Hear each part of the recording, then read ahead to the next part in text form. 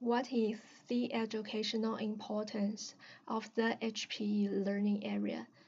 Firstly, the current health and physical education uses a strengths-based approach, which means every student has strengths and resources that can be nurtured to improve their own and other health and well-being. Thus, students will have a positive attitude on taking responsibility about their health. A future-oriented HPE would provide students factual knowledge and research tools. Therefore, students can take an inquiry-based approach, use their critical thinking skills to solve problems, and set health management plans to optimize their health and lifelong skills. This inquiry-based approach can also provide opportunities for students to improve their health literacy and to become lifelong critical consumers of health-related information with the skills to access, appraise, and apply health-related knowledge. On the other hand, regular and high-quality education about movement can stimulate the high participation in body exercise and recreational sports. Thus, regular exercise can reduce the likelihood of chronic disease, and HPE contribute the goal of healthier Australia. What are some considerations when selecting and using health education resource in your teaching? For personal, social, and community health, I will consider to choose resources such as factual knowledge and research tools that can help students take a critical inquiry approach and discuss how context might influence choices, rather than resources mainly identify poor behaviors. For example, in a health eating class, instead of providing reading materials which identify the behavior of not taking enough fruits and vegetables as a negative behavior, I can support students to investigate where does food come from, how food can be sorted in different groups, what are the sources of six major nutrients, what is the government's guide of healthy eating. Students' critical thinking skills and health literacy can be developed from these activities, and they will make wiser choices of their lifestyles in the future.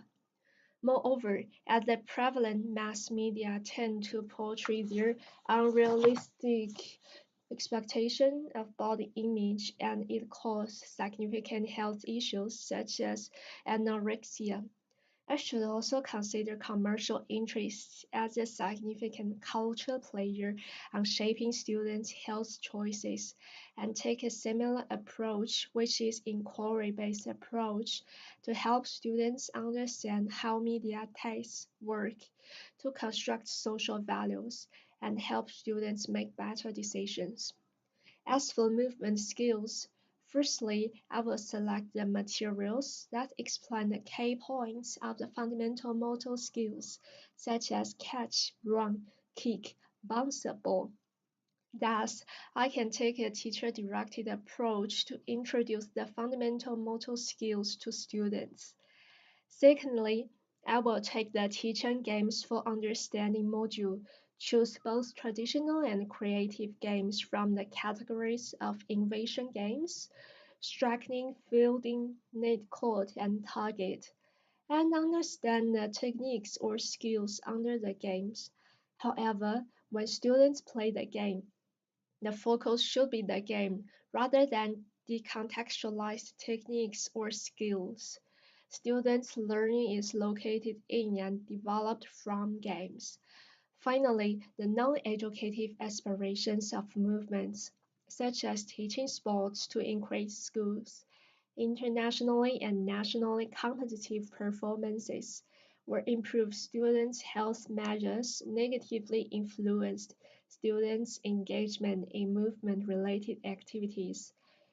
To engage all students, especially girls, students from a different culture background, and students with special needs into movement activities. I should also address a strengths-based approach and plan movement activities that suits different individuals, different body, and different cultures. How do students learn about and through movement? Learning in movement focuses on the acquisition and refinement of a broad range of movement skills. For example, when students started to learn how to play basketball, the first thing they should learn is the techniques of bouncing a ball, such as keeping looking forward, contacting the ball with the fingers of one hand at about hip height, pushing the ball with wrist, bending elbows, then strengthening and slightly flexing hips and knees during the bounce. Learning about movement is about developing knowledge and understanding about how our body moves, why we move our body in particular ways, and what happens to our body when it moves, and with whom we move. It covers knowledge of subdisciplines, um, anatomy, physiology, sociology, and biomechanics. For example, any exercise that involves using a person's abdominal and back muscles together counts as a core exercise, such as push-up. A group of core exercises may ease a person's back pain by strengthening the core muscles around a person's trunk, stomach, back, and pelvis.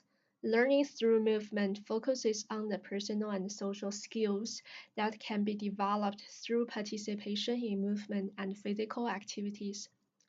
For example, children can improve their communication skills, strengthen their confidence and self-worth, and get a self-worth and get a sense of being able to work well with others through participating sports that require teamwork. How does your unit plan development demonstrate your proficiency or developing proficiency in one of the graduate APTAs? In the unit plan, I demonstrated my developing proficiency on planning and implementing effective teaching and learning. Based on the content descriptors on Victorian curriculum, I collaboratively worked with my group members to plan, structure, and sequence learning program for grade 1 and grade 2 children, and the focus of the learning program is helping children understand their identity, understand the multiple representations of emotion, and express themselves safely and respectfully in the classroom environment. We plan to use a wide range of teaching strategies such as teacher-directed questioning and discussion, observation-based exploration, as well as student-centered and inquiry-based group discussion. As for classroom interaction, we try to change the abstract concepts such as identity to concrete facts.